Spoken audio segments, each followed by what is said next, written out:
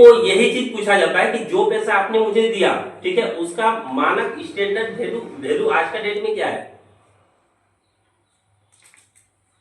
ठीक है, वही चीज पूछा जाता है। उसका लीगल जो डॉक्यूमेंट्स है, जो आरबीआई ने ही मतलब, क्योंकि जो कानून बना है वो भी आरबीआई ने बनाया, कानून भी हमने नहीं बनाया, पैसा भी हमने नहीं बनाया, तो उसका जो कानूनी कागज है वो कागज के साथ में बैंक को भेजा जाता है कि आपका जो पैसा हमको चलन में दे रहे हो उसका मानक स्टैंडर्ड वैल्यू क्या है।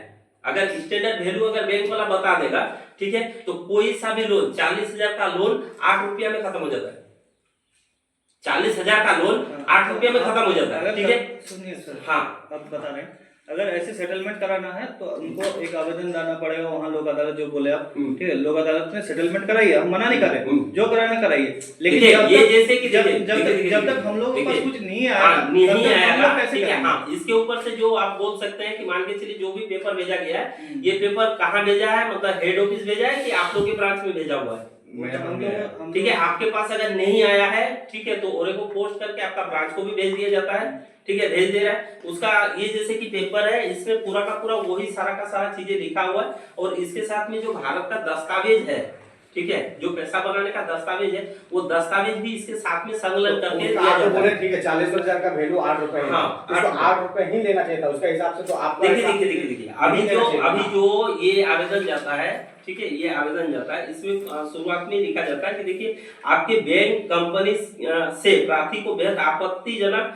संचय होने के कारण निम्नलिखित जानकारी प्राप्त करने हेतु आपके कार्यालय में मैंने आवेदन दिया गया है, ठीक है। कहने का उद्देश्य है कि जिस चीज का जानकारी, मतलब जो पैसा छापने का विधि था, आप तो ज्यादा बैंकिंग सेक्टर से काम करो, क्या आपके पास ये जानकारी था? जानकारी नहीं था।